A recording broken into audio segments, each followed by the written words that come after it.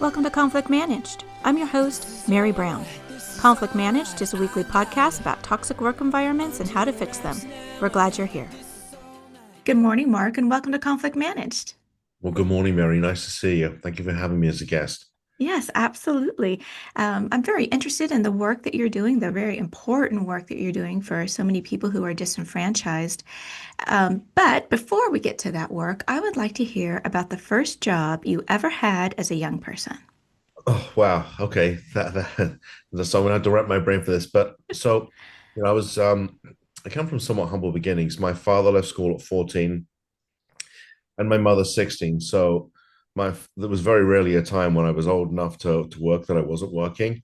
So my father was in the sold retail electronics. So before we had, these things, if you wanted to listen to music, you actually had to go and buy a hi-fi unit, right? Which meant some of the younger viewers, they won't even know what a record player is, but it's a thing that played this plastic disc and it made music.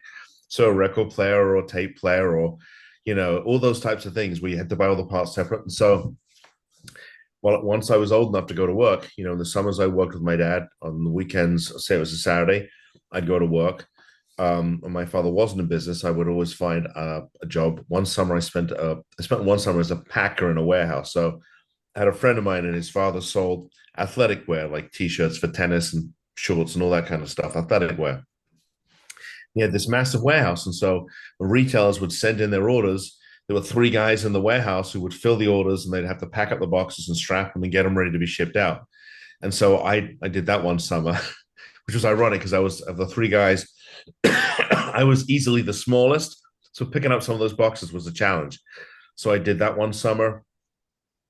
Uh, Goodness me, I was always working, even between college and law school. I worked as a valet for almost a year between college and law school. So I've always worked. So um, I've done all kinds of things. I've taught martial arts and other types of things, but I like working.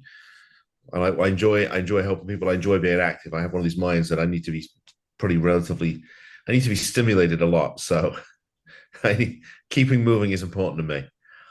So when you think about all those sort of pre-professional jobs, those jobs you had as a young person, and since I do like to talk about conflict, that this is what I do for Yeah, a let's talk living, I about it. help people with their conflict at work. Can you tell us maybe about two environments that you're in as a younger person where the management was fantastic, your colleagues worked really well together, and therefore it was a good working environment for a young person? What can you tell us about a place like that and what was happening and what was the management like? Oh God. So one year. So when my father was in business, I actually went and worked for a competitor of his that was also selling retail electronics, and he was actually really good about it. He said, "Listen, you're working, and that's all I care about." So I worked for this company. They're not even in business anymore, but they also had these. There was this one street in central London called Tottenham Court Road, and it was literally full of stores that sold hi-fi equipment. And one of my dad's competitors was a company called Lasky's. And and I so every Saturday, or actually through the summer, I worked as a sales guy selling retail electronics, and then in on when I was back in school on a Saturday, I would go to work, and that was actually a pretty good place. So they were very structured. They said, "Look, this is what you need to do. These are our prices, and you don't break any of the rules, and then." And you can sell as much as you want, and the more you sell, the more commission you get. And I enjoyed that. I enjoyed being rewarded for work. But I think what I liked about them was they were very structured. I mean, they had a whole book. Here's the price for everything, and it's not negotiable. So you have to be good at selling, and you have to be able to satisfy the needs of the customer. And I liked being in a structured environment like that. So that was good. I like structure. I like to know what I'm doing and what the guidelines are.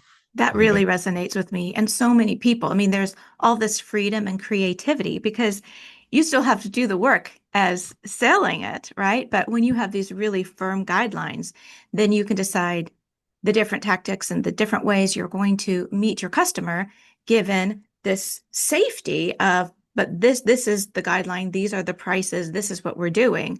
And then how that gets accomplished, right? You can be up to you and how good of a salesperson you are, but there is the safety net of um, this is what we're doing and how we're doing it. Yeah, and so I think that even in the law firm we have now, one of the things we've been working on is policies, procedures, and systems, Mhm. right? So that there's some uniformity, some structure, right? But it also sets expectations for my staff as to what I expect of them when they're taking care of a client, and that's important, right? And Yeah. it's all part of our mission and our core values. So I guess I didn't realize, when I was in my teens, that's what I was learning about. So Yeah, we certainly learn from those early experiences. We don't know we're learning it. The good ones and the bad ones, they all form us to set our own expectations and what it is that we want. And since you're running your own firm with your partner, you get to decide what it is that you want, the structures, the policies. I find when I go into an organization that is having some issues, right? That's largely why I'm there. It is a lot largely because of a lack of systems. And I'm very interested in something like civility standards. What are the civility standards here in meetings? And if there are problems at meetings with people treating each other well, it's usually because there isn't a system, there aren't standards, they aren't widely known, they certainly aren't enforced. And once you just sort of say, okay, well, what is our end goal here? How do we work back? And you put the system in place, and by and large, adults will be able to follow those rules when they're set and we're on board, and there are rewards and consequences for not following the rules. yeah, I think that's important. And so we have a staff member right now we're going to deal with because I'm concerned that the I'm concerned that we're not providing the level of service that we need to the clients, because clients come to us, they're really desperate Mhm. and they're emotional, and I take that responsibility really seriously. Mhm. So if a member of my team isn't upholding what I think is part of our core values, then that has to be addressed. Yeah, absolutely. And I mean, what you've said is such a wonderful, in one sentence, what is so very important. First of all, you know what your core values are, and they're not just written on the wall behind you, they are actually being lived because you see it not to the particular standard you want. And then you notice what's going on with people. And then you say, and then you're going to address it. And I say early, often, swiftly, justly. Many times people are not aware of what the standard is or why it's important and what exactly it means. And when you have those conversations, then that person will either rise or you part ways. This is just not the place for them. And the sooner you do it, the less damage gets done to individuals, to the organization, and then you move forward. Yeah, I mean, in this sort of the world we live in, right? We're in social media. You could have 20 great reviews, and then you get one that says, they didn't really take that good care of me, and now kind of ruins things. I know if I go to Amazon and I buy something, or I'm trying to buy something, the first thing I do is I look at the reviews. Like, what do people say Right. about it, right? I mean, we Right. really do rely on the opinion of others to help us to make a decision. Mhm. So that Yeah, stuff's important. it is. And right, because our reputation is everything, right? The reputation, whether you're selling a service or a product, um, and so protecting, but it is more than the reputation. Of course, the reputation is the fruit of the labor, of the care, of the intentionality, Um, and so we do need to protect that. So conversely, can you tell us about as your younger self, a job that maybe was more chaotic and what the environment was like? Oh God. Yeah. It's funny. I talk about being a valet. You know, that was great because I made more money as a valet than I did the first 2 years when I was prosecutor. Uh, one of the things is that, so when we work, say if we were working like, we might be working a luncheon, right? So there would be this huge mass of people coming in. So we had to grab the cars, get them parked as quickly as possible, and then come back up, right? Because otherwise you got a backlog. And then there would be like, so if it was a luncheon, you'd probably get 2 hours where there was nothing was happening. All of a sudden, boom, the luncheon would end, and there was this massive rush to run down and get cars. But it was supposed to be where, everybody got a chance to go get cars so we could all roughly make the same amount of money. But you had some guys that were like, they run really fast, They drive recklessly. So, and that wasn't, we weren't supposed to do that, right? We were supposed to be careful. And we had one incident where a guy pulled the car out and had an accident because when the car was, so we used to back the cars in so it was easy to pull them out.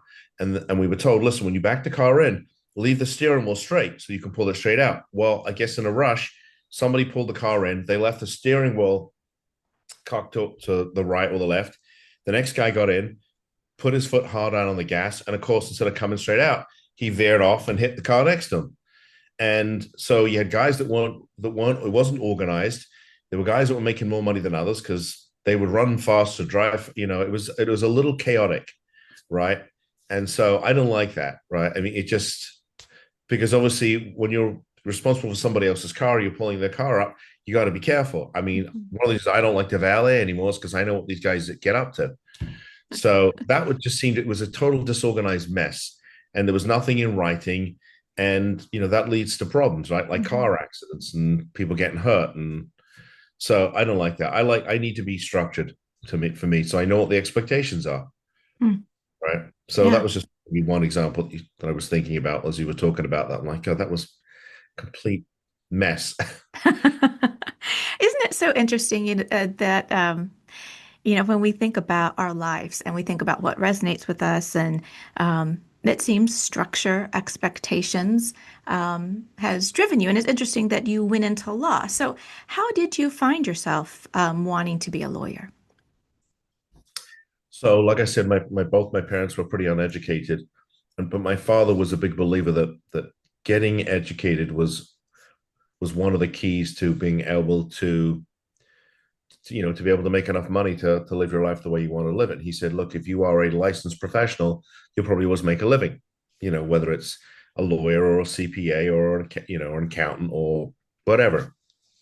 And so I got through college here in the US because I'm originally from England. And to be honest with you, my dad always said, why don't you practice law? You should be a lawyer.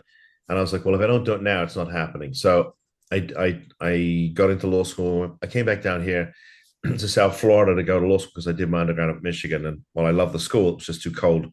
I just was done with the cold. I know you don't get quite that winter in Tennessee, but so I came down here to go to law school. And it turned out to be the best thing that I ever did, but it's been a long journey for me, Mary. My life, it's taken me a long time to really, it took me 40, I'm 58 now. It took me 46 years to take 100% responsibility for my life.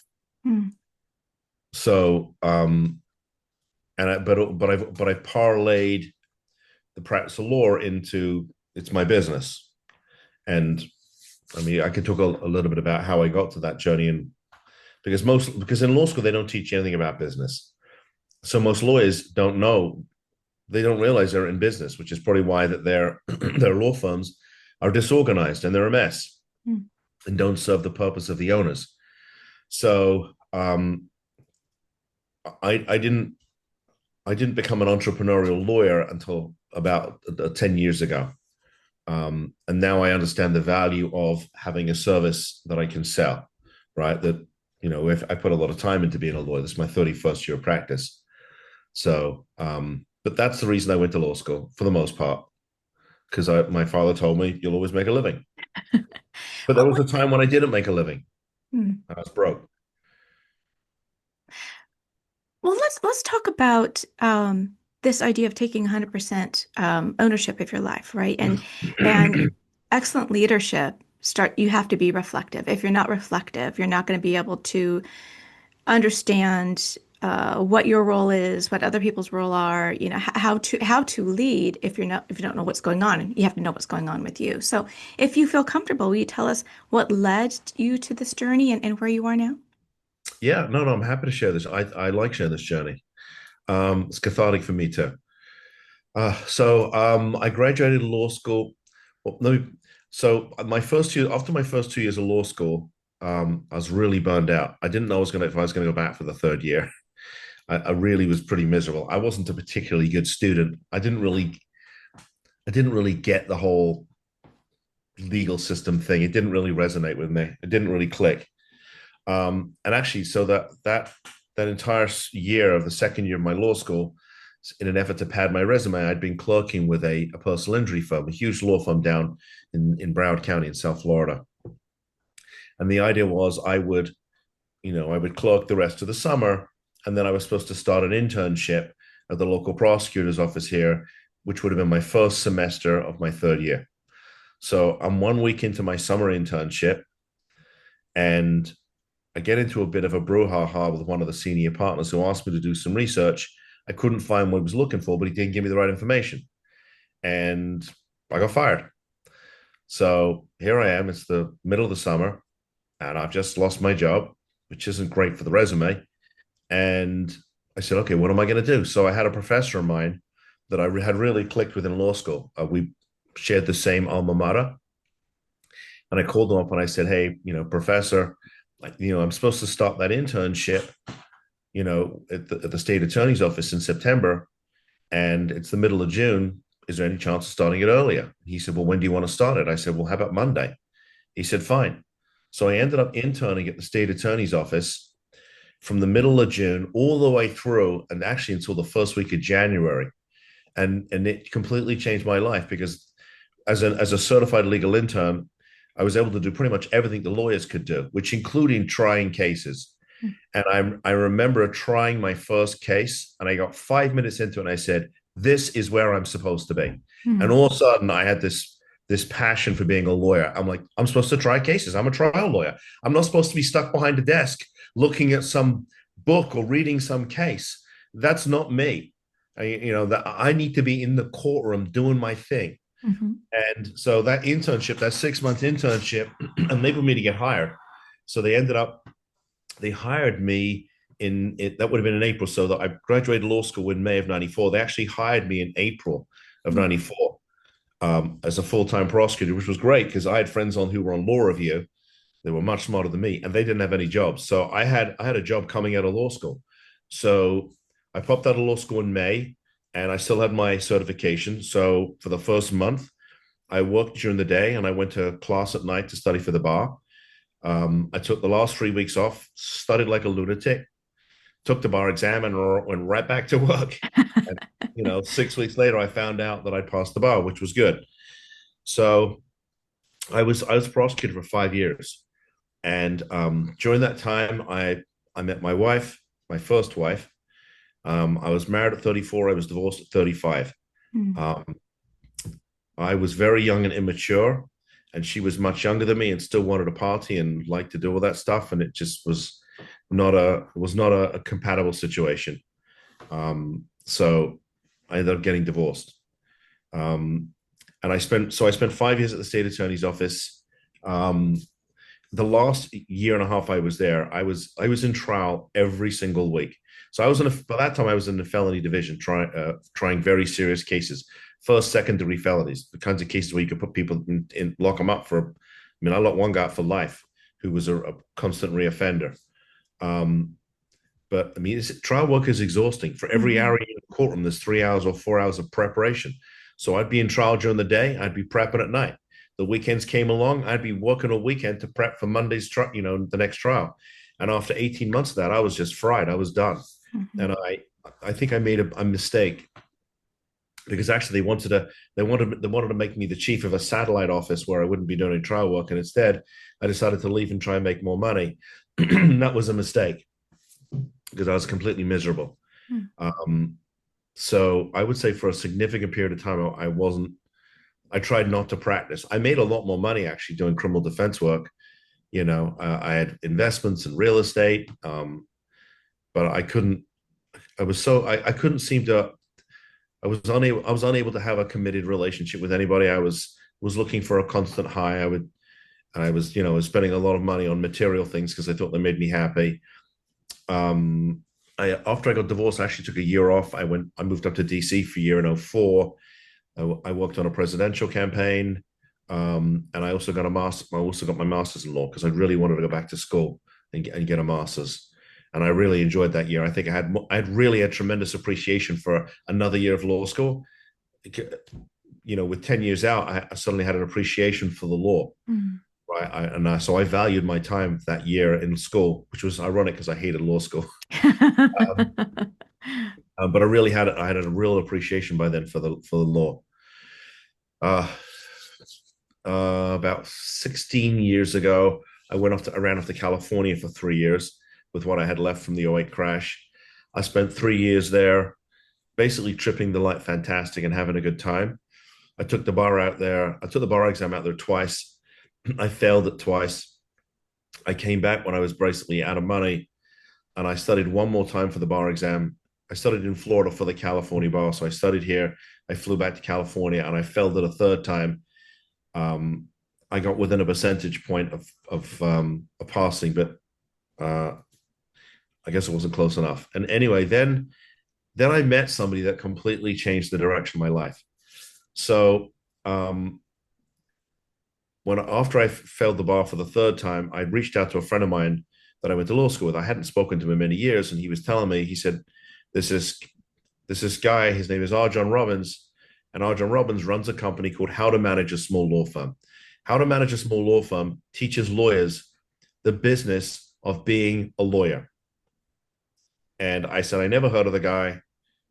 Who is he?" He said, "Well, he's doing this breakfast meeting next Tuesday. It's at 7:30 down in the Gables." Well, I live in Boca. I'd have to get up at 4 in the morning to go. And so I said, I'm not getting up at 4 in the morning. It's not happening. Anyway, about three or 4 days went by, and I don't know why, Mary, but I had this nagging, really strong nagging feeling that I needed to go. So I did.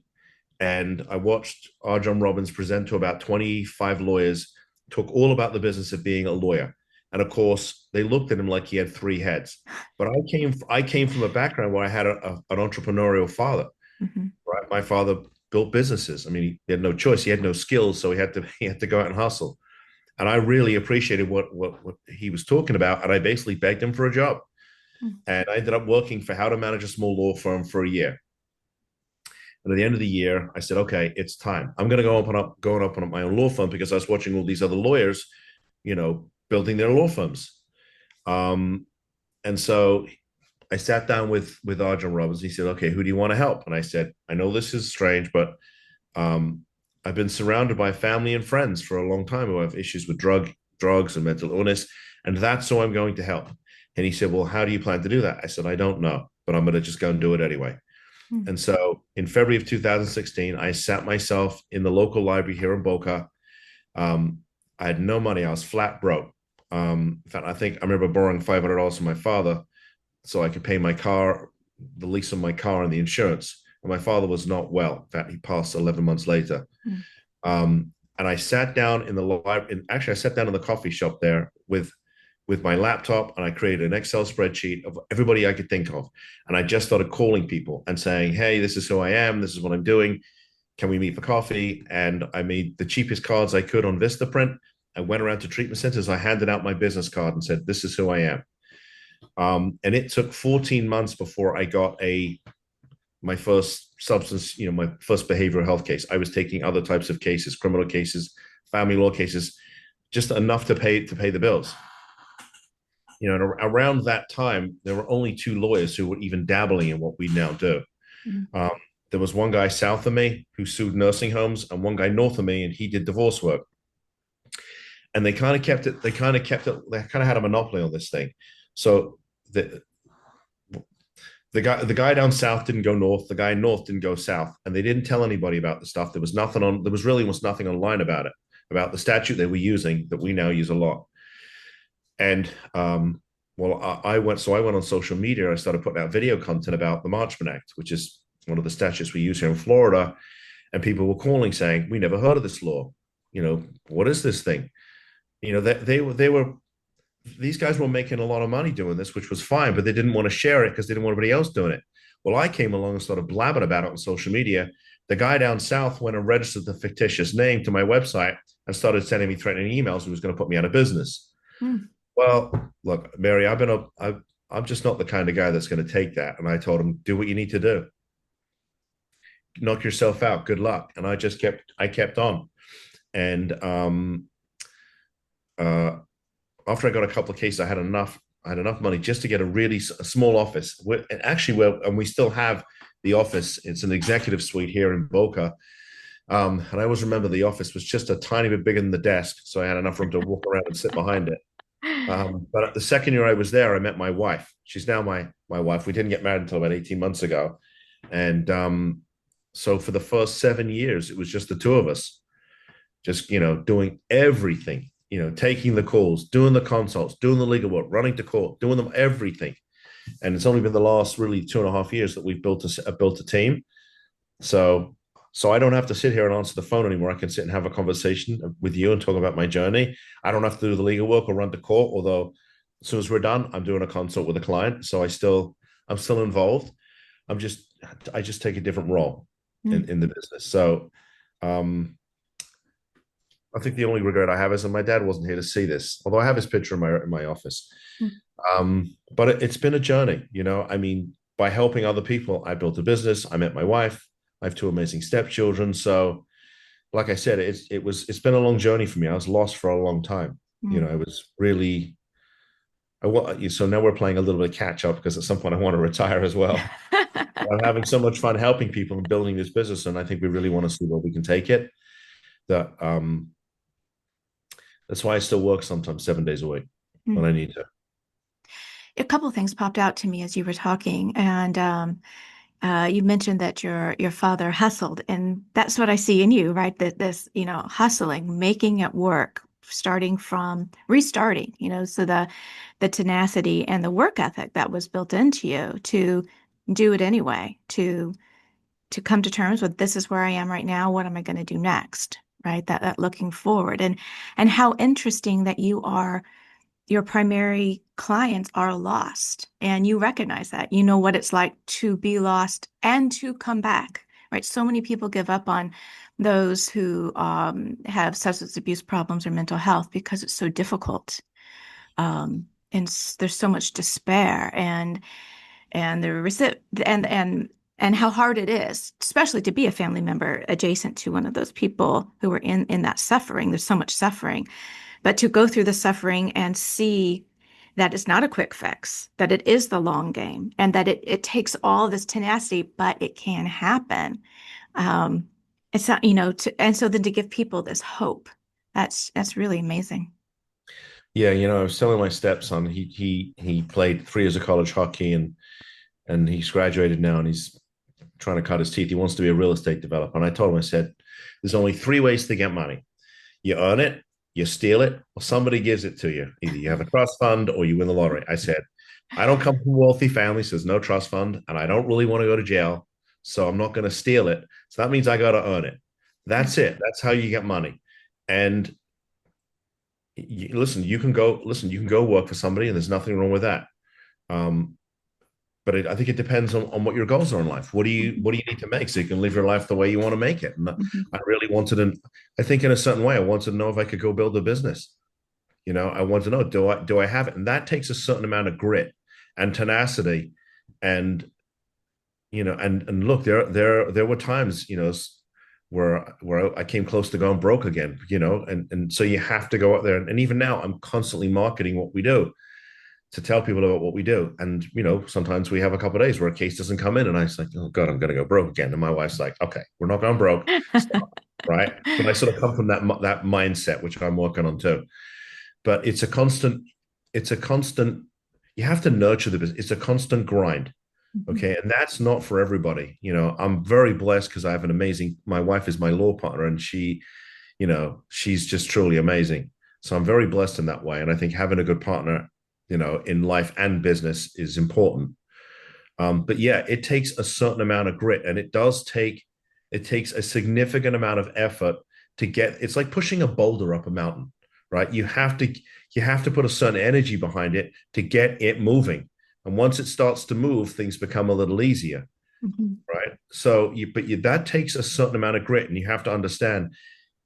So essentially recovery is a bit like the stock market, right? It does this, goes up and down, it trends upwards over time, right? And I tell clients, your loved one's going to have good days and bad days, but over time the good days will outnumber the bad, and their trajectory for recovery is going to be up.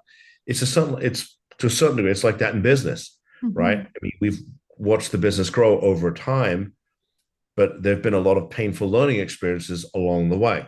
mhm, And so, we'll have a good week, then a slower week, right? And So I've had to learn that, right? It's been an interesting lesson in life, you know, to learn that. But you have to, yeah. There's a great scene, I think it's in Rocky 4, where Rocky's talking to his son, and the son's telling him, "Don't take the fight, don't take the fight. You're making me look bad." And it's so iconic. And Rocky says to him, listen, life is not about how hard you can hit. It's about how hard you can get hit and Mhm. keep moving forward, right? He's talking to the son. Listen, life will put you down. Are you going to get up, or are you going to sit there and cry and be, woe is me, Mhm. right? And so, you, if you wanna build a business, if you want to have be successful and whatever success looks like for you, you have to be willing to get up because, yeah, I mean, there are times, we've had staff that let us down. We've had marketing that cost us a fortune that didn't work. Mhm. And so it's about trying to move forward. I mean, there we have competitors out there who are copying the stuff that we do. They're stealing stuff of our website. I mean, okay, I have to deal with that. Fine. You know what? I'm going to do something different that they're not doing. I'm going to find a whole bunch of other people who need my help and let them go do what they need to do. I know what Mhm. my mission is. My mission is to save someone's family. So I don't have to do the same thing all the time to save that family. And so I think that's one of the things that we've been good at is being creative. How Yeah. can we find more people that need our help? And so, I mean, it's a constantly evolving thing, right? Mhm. And you have to work at it. And so, I might take a weekend off, but come Monday, boom, I'm back in it. Yeah. We started this podcast really talking about expectations. And, if we think whether you're working for somebody or working for yourself, the expectation, I'm going to go in, the path is laid out for me, I'm going to execute the plan.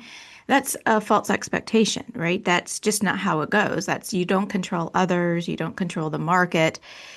As you were just saying, you can control yourself, your message, what you're doing, and how you're going to present and how you're going to respond to what other people do, whether they try to bully you, whether they try to steal from you.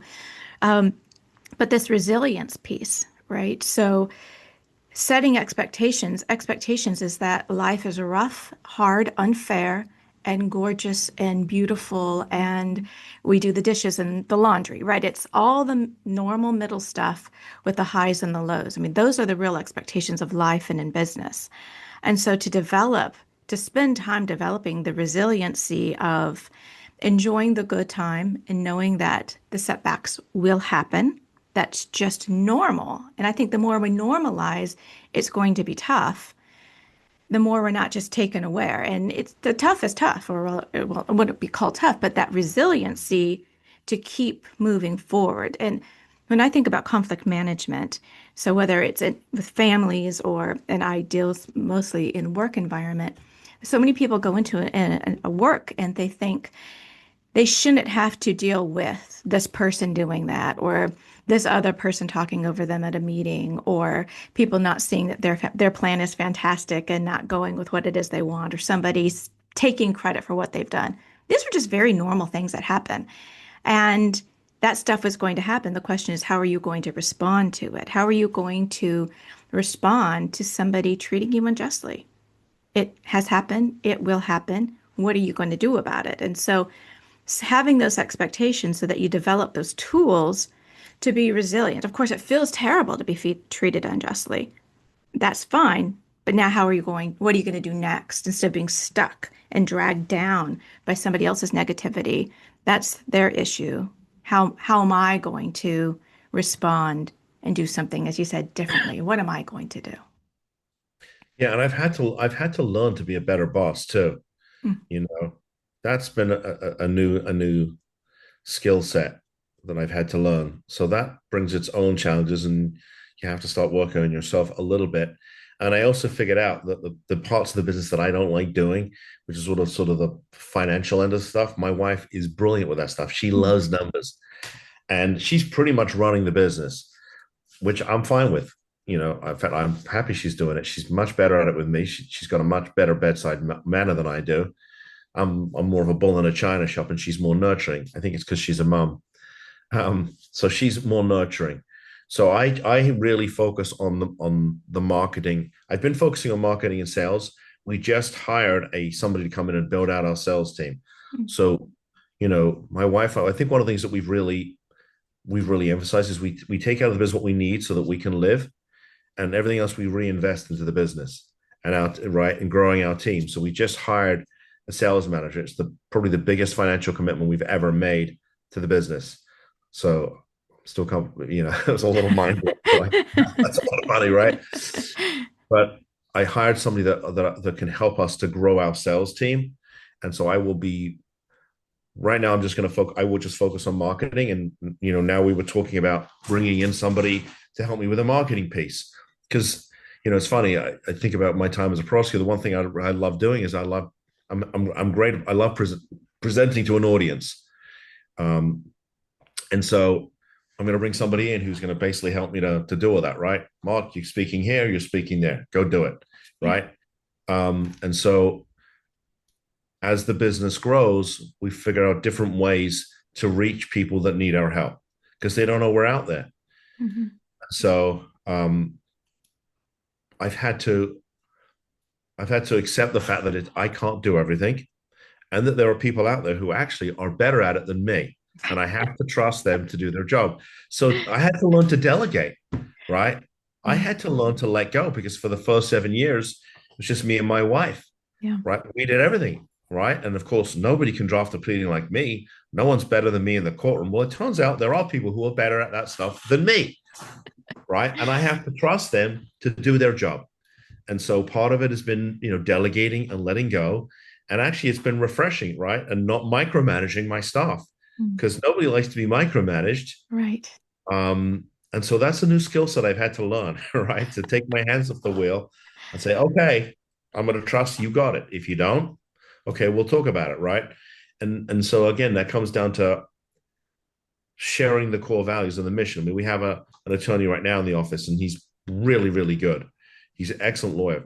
I mean, the clients rave about him, but sometimes outside of the courtroom, I don't know if I'm a little concerned if he's sharing the mission and the core values of the firm. So we're going to have a chat with him and just say, look, these are some things that we've seen. Clients have mentioned to us. It's really important we're all on the same page here. Mm-hmm. Does that work for you? Because I mean, I think he has a potential to be a partner in the business, which would be great. But we have to make sure that the core values and the mission of the firm are uniform. Everybody has to buy into this thing. Mm-hmm. So I think as the firm has grown, that's become more important than ever. Yeah. It's music to my ears to hear you say being a better boss, right? We want all bosses to think that. How can I be a better boss? And what it means to be effective when it's the two of you, right? And you're doing everything. And then you add a person, add a person, add a person.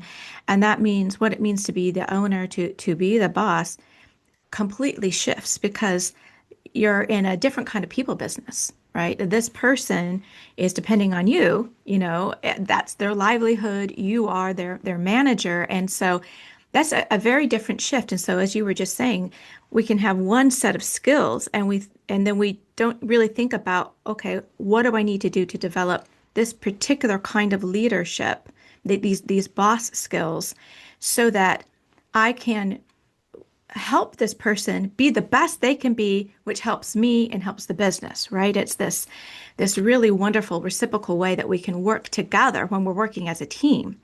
And one complaint I hear regularly that it sounds like you are addressing as well is you have some people who are very high performers and they really are so excellent at these certain sorts of things, maybe like sales a lot of times. But when they come to the office and their behavior may not be as maybe kind to the people who they're not selling to, so the staff. And that's, of course, a real problem because everyone deserves to be treated with dignity and respect and a high level of ethics to the people that you work with, not only the people who are outside of the business. And so that just takes a lot of time and thought of how to go about and do it. But of course, it saves time on the back end. And so many people are so thankful to have a leader who will do that who will have the hard conversations when it's hard for them. And unfortunately, many leaders don't do that because people are conflict averse, they're not sure how to do it, or they're so caught up in the other aspects of the business that they don't see what's going on. So, when you think about conflict, when you think about people you've worked with, what is how do you think about having those conversations when it comes to conflicts with colleagues or people that you manage?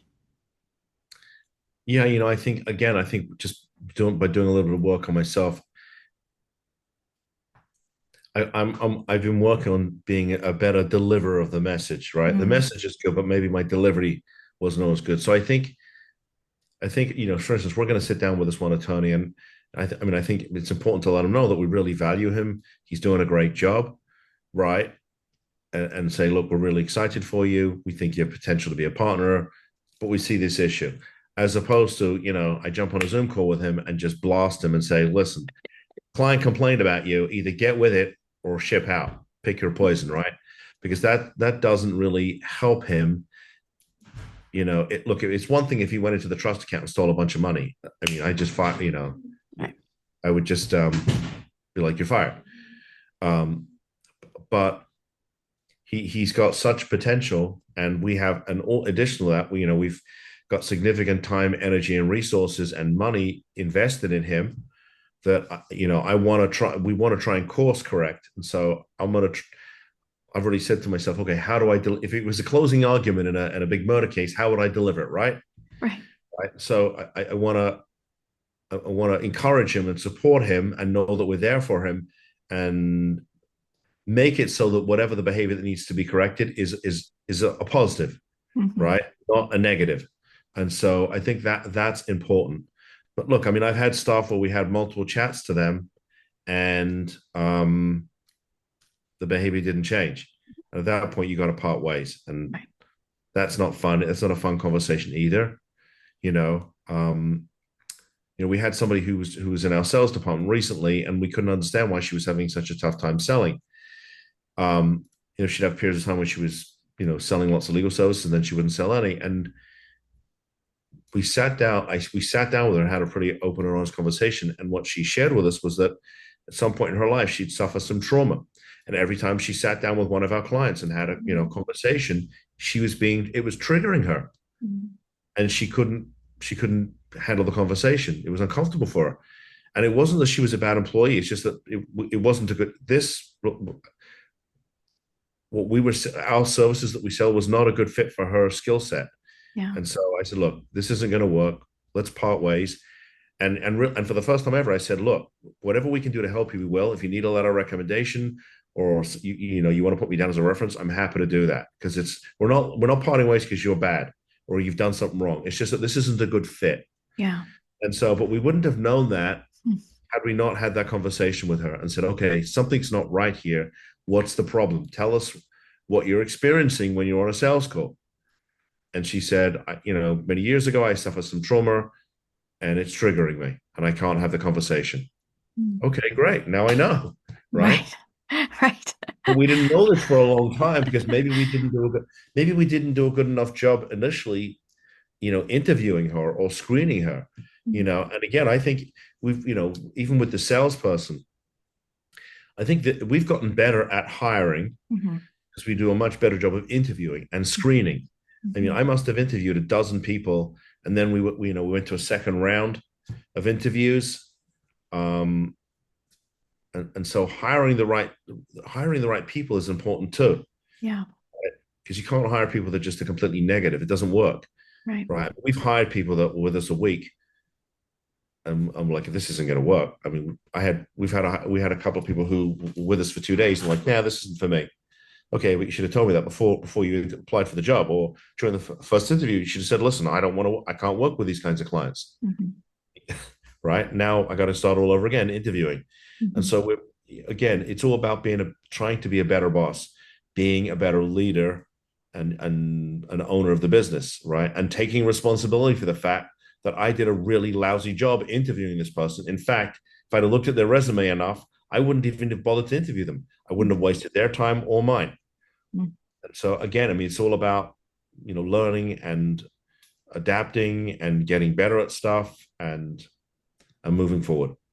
Gosh, I love that so much. I mean, it's a picture perfect of what happens when we start asking questions and being curious about, instead of just blaming somebody else, you're not selling. What's wrong with you? If you don't sell, you're going to be, but oh my goodness, when you find out something like that, your whole idea shifts. What doesn't shift is that this job is a sales job and that these things need to happen, right? So that job is still intact. Like this is what needs to happen. But the reason this person isn't performing is, as you said, it's not because they're a bad person. It's this is just the wrong position for them. And when we treat people as humans, how we want to be treated, we want people to be curious and ask us. We want people to notice. And we get into these conversations, then we just have such a better way of thinking about what's the next path forward. Because she could have said something totally different, and maybe she just needed some upscaling, and then all of her performance would go up, right? But you don't know if you don't ask. But you've got to be curious. And then also with the hiring, oh, if I would have done this, right? If I would, and then that makes you in a better position the next time and the next time, right? So, right, this continuous learning of what we got right, let's do more of that. What we got wrong, how do we fix that? Back into the systems. How do we build these better systems so that we have less mistakes? What are the things that we can control? And really getting clear on that, and then trying to control those. And there are a lot of things we can't control, but with systems, putting them in place and executing them and amending them as need be in real time for the reality of 2025, that is future proofing your business. How do we continually move forward? Yeah, and having, systems and policies, procedures. I mean, we now do, we've been creating a library of training videos. So if I'm doing a consult, I get permission from the prospective client. Can I record this? And now I put it into the library so that the sales team can go back in and start looking at how I do a consult, because I'm still the best salesperson in the office. But again, right, they don't teach us that in law school. Right. Right. And after a year of really falling flat in my face when I had the business of doing, because the traditional model for lawyers, this is how it goes, right? The prospective client comes in for a free consult, of course, right? And the lawyer spends at least the first hour telling the client or prospective client how brilliant he is, how well he did in law school, how many trials he won. And the client looks at the lawyer and says, okay, how about I tell you why I'm here, right? And then at the end of the conversation, the client says, I'm going to think about it, right? Because now the prospective client is so confused and so bamboozled and also frankly put off by the fact the lawyer spent most of the time talking about himself or herself, that he's like, well, do they even care about me? Mm. So I hired somebody to teach me sales. How do I sell on the phone? How do I screen qualified clients? And again, that's about taking 100% responsibility for, right? Because why bring somebody in to have a sales conversation with me, if I'm not the right lawyer for them? Maybe I'm not the right lawyer for them. Mm-hmm. Maybe I can't solve their problem. Well, that's a waste of their time too, and shame on me for wasting their time, mm-hmm, as well as my own. So, I still do the consults. I'm going to do one right after our podcast, but I hired somebody to teach my staff how to do sales and me to make me better at sales, so I could be a better boss for them, because they'll come to me and say, hey, Mark, what do you think about this? Right. Here's the objection that the prospective client's making. How should I address this for them? How do I solve that problem for them? And so I've had to make sure that I get better at helping the staff to address the problems and the objections that we see, and also qualifying or not qualifying a prospective client. I mean, if a client's calling us and saying, I want you to sue this person, or I want you to sue that person, well, we don't do civil litigation. So, okay, let's not waste their time and spend 20 minutes on the phone with them asking them what happened when we already know we wouldn't take that case. Mm-hmm. But maybe we know somebody who would. And so we can say, hey, we can't help you, but we've got this really great lawyer that we work with. Here's her phone number. Why don't you call them? Or even better, give me permission. I'll have them call you. Mm-hmm. And so again, it's all about being in service, but you just got to take responsibility for these things, but be there to coach your staff, and they have to know that you care, mm-hmm, because the reason they're coming to work is because they got to put food on the table for their family. Mhm. That's why, at the end of the day, that's what it's about, right? And so I help a family to solve their problem. And in return, I get to put food on the table for my family. But because my business, because I'm helping more people, now I get to hire people. And so they get to put food on the table for their family. Mm. So when the mission's all aligned, which is to help save people's families, it's a win for everybody. It's a win for the clients, it's a win for our staff, it's a win for us. And so I think when you're mission driven, Mm. I think that helps. And I think if your mission is just to make money, I think you'll be miserable. Mhm. I learned that the hard way. Hmm. Right. There's just so much there about relationship. And I'm a firm believer that the quality of our life has to do with the quality of our relationships. And I think there's a lot of despair about the world of work, that it's so transactional, and there's a lot of broken promises and a lot of people being treated like numbers instead of people. But this mission of, when you do good work, it enables me to keep you employed. And when I do good work, that enables you to be employed, right? It's this reciprocal, we're all working for the same end, instead of I'm working for detached, you know, this detached board of directors up here, and I'm making a cog in a machine. I mean, first of all, you're helping families and people in these dire circumstances, so you already have this mission baked in. But then this further personal mission of, we all want to be gainfully employed, right? We all want to be able to contribute to our good and the good of our families and our society. It's a pretty easy mission to buy into, but I would say, Mark, that a lot of people don't talk about work that way, and they're not used to being talked to in that way. So it might take a little bit of people to rethink about, okay, what am I doing here? And my good is the good of others, and vice versa. Yeah, I think that you summed it up pretty well. So, Mark, my last question for you is, as you look into the future of work, what do you think needs to happen so that not only will all people be treated with dignity and worth, but that people will that people will thrive and flourish? So I think a couple of things. I think one is you got to set expectations for people and say, look, this is what I'm expecting of you. But I also think you have to trust them, right? If you've hired them to do a specific role, it's because you believe they can do it, and you have to trust them, right? And especially when we have somebody new, there's always growing pains. And Mhm. so again, I think part of what we've tried to do a better job is what we call onboarding, Mhm. right? Is getting them up to speed relatively quickly so that they can do their job, right? Because you can't expect somebody to come in first week, start to sell. They don't even know the product you're selling, right? What's the service that you're selling? And so you've got to give them a certain amount of time so that they can learn what you're doing, how it's done, the process, the procedure, all of that stuff, and then they can start to sell. And so again, we've because otherwise, if you don't set them up for success, you can't be upset when they fail, Right. right? And so we've done trying to do a better job, and we're constantly working on this of setting the team up and the individuals in the team for success. Because if they're successful, then obviously it affects everybody. And if they fail, well, that affects everybody too. Because Mhm. let's say one of the lawyers doesn't work out. Now I have to jump back into handling cases, which means I can't do marketing.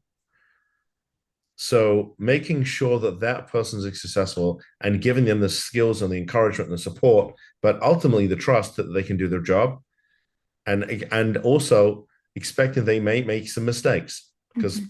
I mean, there's a reason they call it the practice of law, right? Because so the idea is you get better with it the more you do it over time, right? So they're going to make mistakes, and instead of saying, "Oh, you made a mistake, you're no good," right? Is saying, "Okay, you made a mistake. We all make mistakes." Is to support them and encourage them and give them the support and love they need, so they know, okay, I make a mistake, I'm not getting fired, right? I mean, are there some mistakes that might be fatal? I mean, yeah, if you miss a filing deadline on a case, which basically means the case is over, because that's fatal to certain timelines are fatal to certain to a case. Yeah, I'm gonna have a problem with that because you should have known that. You should have been keeping track of that, right? But if it's an honest mistake, right, you like we occasionally something doesn't get counted, we miss a hearing. Not a good look, but it happens once in a blue moon. right? Okay, you made a mistake, own it, get the case reset, apologize to the client, right? It's not fatal to their case. It's not great customer service, but you get on the phone, you say, look, somehow this slipped through the cracks, and you get it moving forward, you get the case reset, as quick as you can, and we move forward. And so I think, expecting they will make mistakes, because we all make mistakes. I know I make my fair share, and not and being supportive and loving for that, I think, is Mm. important. But setting them up for success. And some people, we just hired a new associate about a month ago.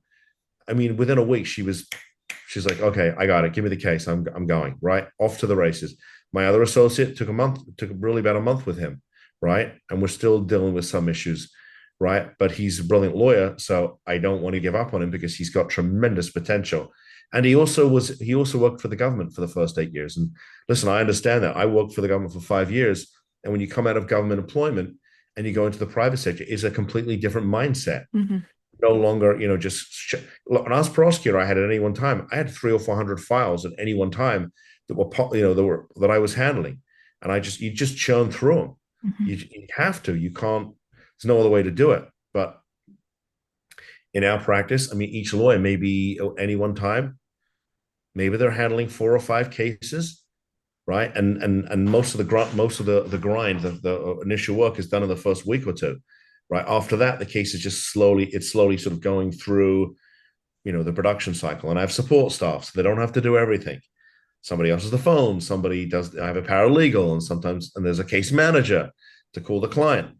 So they have all this support too. So that means they can give more individual attention. But you know, getting him used to the slower pace and more attention versus, just get through the case, Right. versus 20 more coming down. There's 20 more set for hearing tomorrow. No, tomorrow you have one, not 20, one. Right. So you can take your time, no rush, quality, not quantity. Right. So Yes. just again, work helping him with his mindset. Yeah. I love So that. Onboarding is so very important. You are setting the expectations, you're setting that person up for success. And I love, because it sounds counterintuitive, but it's 100% correct. Setting somebody up for success is, what do we do when there are problems? What do we do when there's a mistake? And if you want people to admit mistakes sooner rather than later and get it right, you allow them to be human and make mistakes. If you have zero tolerance, you won't see the mistake until it's big and bad and unavoidable, and now it's a lot worse, right? So and that's I very think with smart. most clients, if we make a mistake, they're like, okay, he made a mistake, he owned it, Right. not the end of the world, right? I get it. It happens, right? I think when you try to cover it up Yeah. and don't take responsibility for it, that's when people get upset and say, they dropped the ball. And then they were like, oh, it's the client's fault, or it's the judge's fault, or it's the clerk's fault. No, it Hmm. wasn't. It was our fault. We just didn't count it when the notice came from the clerk of the court. For some reason, we didn't put it on the calendar. Sorry, it's our fault. We own Yeah. it. What can we Yeah. do to make it right?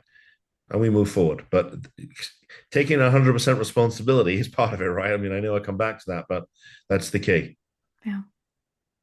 So Gosh, Mark, thank you so much for this conversation. It's been really interesting, and I really appreciate the work that you're doing to helping thank you. helping people and families and when they're really having a hard time. Well, I appreciate you allowing me to share my journey. Hopefully, I don't know, maybe it'll inspire a family to call us, but maybe it'll inspire somebody else who is in business or wants to start a business, because, I think, my father we moved here in 87. And my father really was a big believer in the American dream.